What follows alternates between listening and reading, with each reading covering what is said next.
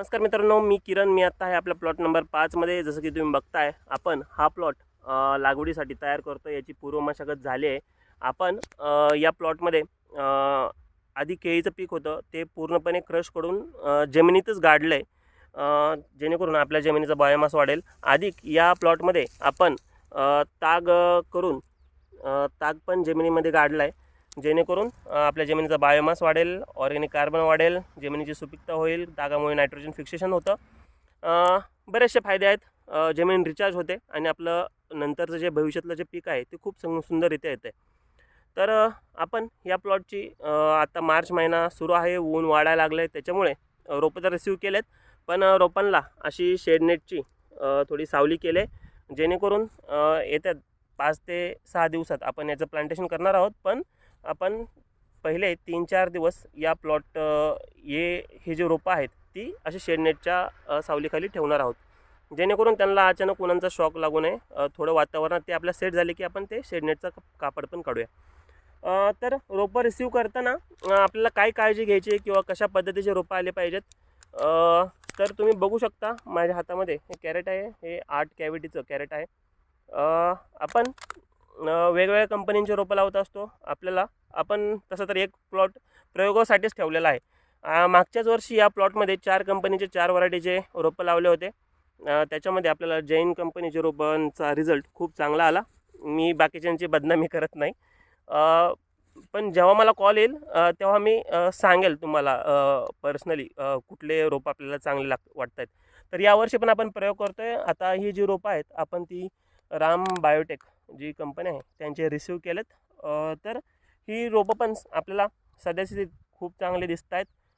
अगदी यांचा पीठमास पण चांगला आहे. त्याच्यानंतर पूर्ण रोपं इवन आहेत. त्याच्यानंतर मी एक रोप काढून दाखवतो. तर याचा रूट बॉल पण खूप चांगला डेव्हलप झाला आहे. रोपाचा स्टंप पण खूप चांगला आहे. पानांमधील अंतर पण चांगलं आहे. अधिक काळोखी पण आहे. हे जे झालं आहे इथे पान फाटलेलं, ते कॅरेटमध्ये ठेवल्यामुळे फाटलं आहे. कॅरेटपेक्षा थोडं ओव्हरसाईज रोप आहे त्याच्यामुळे. बाकी तुम्हाला हे पण बघायचं आहे की रोपं इवन आहेत का. आता तुम्ही बघू शकता माझ्या हातात 8 रोपं आहेत. 8च्या 8 रोपं इवन आहेत. आणि बाकीचे जे आपले तुमचे 1000, 2000, 3000, 4000 रोपं असतील ते पण इवन असली पाहिजेत, जेणेकरून काय होईल, आपल्या प्लॉटमध्ये एक लेवल भविष्यात रोपं डेव्हलप होतील आणि माल पण एक लेवल निघेल. आणि जी पण अनइवननेस असेल किंवा प्लॉट थोडा छोटा मोठा असा होतो किंवा काही रोपं लहान राहतात, ही काळजी आपण सुरुवातीपासूनच घ्यायची की ते रोपं चांगले झाले पाहिजेत. भरपूर आहे या महिन्यात. जे पण रोपं लावतील थोडी कसोटी असेल. इथून पुढे आता ऊन वाढते. कालच होळी झाली आणि थंडी म्हणतात की होळीनंतर वाढते. थंडी पूर्णपणे संपून जाते आणि उन्हाळा सुरू होतो. चला, या प्लॉटच्या तर डिटेल दिल्याच. आपण या प्लॉटमध्ये 8x4 या अंतरावर प्लांटेशन करतो आहे या रोपांचं बेडवरती. सिंगल लॅटर असेल. बाकी आपला प्लॉट नंबर 4 सेकंड जनरेशन खोडव्याचा, तो त्याची हार्वेस्टिंग परवा दिवशी झाली. परवा दिवशीपासून भरपूर कंपन्यांनी काम बंद ठेवलं आहे. त्याचं कारण US, इस्रायल, इराण, इराक आणि मिडल ईस्ट कंट्रीज जसं की दुबई यांच्यामध्ये युद्ध चालू आहे. आणि जी थोडी स्ट्रॉंग बाजू मानली जाते US आणि इस्रायल, इकडे तर आपला माल काय जात नाही. पण ज्या मिडल ईस्ट कंट्रीज आहेत त्या आपला माल इम्पोर्ट करतात, आयात करतात. त्याच्यामुळे आपला जो एक्सपोर्ट इंडस्ट्री आहे ती सध्या त्या भागात तरी थांबलेली आहे. आणि त्याचा डायरेक्ट फटका आपल्या शेतकऱ्यांना मिळतो आहे. भरपूर कंपन्यांनी काम बंद ठेवलं आहे आणि जे व्यापारी आहेत ते पण हतबल झालेत. आता दोष याच्यात कुणाला द्यायचा, तर इथल्या लोकांना दोष देऊन चालणारच नाही. दोष ते वरचे जे 4-5 टाळके आहेत त्यांना काही कामं नाहीत असंच वाटतंय. आणि सर्वांचेच हाल त्यांच्यामुळे चाललेत, याच्यात कोणीच सुखी नाही आहे. तर तो एक विषय झाला. बाकी आपला प्लॉट नंबर खोडव्याचा जो आहे 4, तो हार्वेस्ट झाला आहे. त्याची एक गाडी निघाली आणि 7.5 रुपये रेट आपल्याला आपले व्यापारी युवराज पाटील यांनी दिला. त्यांनी शब्द पाळला. भरपूर व्यापाऱ्यांनी काय केलं की प्लॉटमधून पळूनच गेले, डायरेक्ट कंपन्यांचे आदेश आले आणि ते निघून गेले. अगदी निम्म्या गाड्या प्लॉटमध्ये आलेल्या व्यापारी सोडून निघून गेले. तर व्यापाऱ्यांनी पण तसं करायला नाही पाहिजे. तुम्हाला जर व्यापार करणं किंवा जर ती ताकद नसेल, ओट-सोट कोणी पण व्यापार करा. प्रॉफिट अँड लॉस ह्या दोन्ही गोष्टी आहेत. असं करू नका. ॲटलिस्ट तुम्ही ज्या शेतकऱ्यांना जुबान दिले, ज्या शेतकऱ्यांना शब्द दिला आहे, शब्दाची किंमत असते, त्या शेतकऱ्यांचे तुम्ही प्लॉट्स हार्वेस्ट करायला पाहिजेत. असं शेतकऱ्यांनाच फक्त एकटं सोडणं चुकीचं आहे. आणि भरपूर व्यापारी असे पण आहेत, त्यांचं मी स्वागत करतो किंवा अभिनंदन करतो. त्यांनी शब्द पाळलेत. त्यांनी ज्या शेतकऱ्यांना शब्द दिले होते त्यांनी ते प्लॉट्स हार्वेस्ट केलेत. किंबहुना आज काहीतरी शेतकऱ्यांसोबत ॲडजस्टमेंट केले जेणेकरून शेतकरी पण निराश होऊ नये. असे पण काही व्यापारी आहेत. तर शेतकऱ्यांनी असे व्यापारी ओळखावे आणि भविष्यात त्यांनाच माल द्यावा. व्यापारात खूप चांगले पैसे मिळतात आणि फक्त प्रॉफिटच बघितलं पाहिजे असंच काहींना वाटतं. तर असं नसतं आहे. प्रॉफिट लॉस, तुम्हाला लॉस सहन करण्याची पण ती ताकद असली पाहिजे. शेतकऱ्यांमध्ये आहेच ताकद, पण तुम्ही पण ठेवा ताकद. तरच तुम्ही पुढे जाचाल, तरच हा लाँग टर्म गेम ठरेल.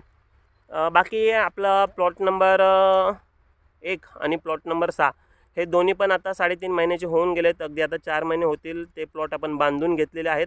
म्हणजे त्यांची बेसल डोस टाकून मोठी बांधणी झालेली आहे आणि ते पण प्लॉट खूप सुंदररित्या डेव्हलप होत आहेत. त्यांची अगदी ऑक्टोबर एंडला लागवड झाली होती. त्याच्यानंतर आपला एक नेडव्याचा प्लॉट आहे, प्लॉट नंबर 2. त्या प्लॉटमध्ये आपल्याला लागवडीला एकरी 45 टन, 180 टन ॲव्हरेज लागवडीला मिळालं. खोडव्याला एकरी 40 टन एवढं ॲव्हरेज मिळालं. आणि तिसरं ॲक्सिडेंटल पीक म्हणजे ठेवणार नव्हतो, पण काही कारणास्तव ठेवावं लागलं. तर ते पण प्लॉट आता डेव्हलप होतो आहे. काही दिवसात त्याची पण हार्वेस्टिंग सुरू होईल. अशी अपेक्षा आहे की रेट्स काही दिवसात सुधारतील आणि आपल्याला चांगले रेट मिळतील. बाकी शेतकऱ्यांनी खचून जाऊ नका. आपलं लोकल मार्केट पण स्ट्रॉंग आहे किंवा आपली जनसंख्या पण स्ट्रॉंग आहे. तसं गव्हर्मेंटनेच थोडं शेतकऱ्यांना आत्ता बळ देणं गरजेचं आहे. शालेय पोषण आहारामध्ये अजूनही केळीचं इन्व्हॉल्वमेंट नाही झालेलं, नाहीतर आपल्यालाच आपली केळी पुरायची नाही खायला. किंवा थोडं सिटिझन्सला आव्हान जरी केलं की शेतकऱ्यांकडून माल खरेदी करा किंवा थोडं फळांवर फोकस करा. फळं शेवटी चांगलीच आहेत. शेवटी बघा, बाहेरच्या देशातल्या बऱ्याचशा कंपन्या आहेत, त्यांनी इथे त्यांचे स्टोअर्स ओपन करून त्यांचे प्रोडक्ट्स विकत आहेत. आणि मग आत्ताच जस्ट काही दिवसांपूर्वी जयपूरमध्ये एक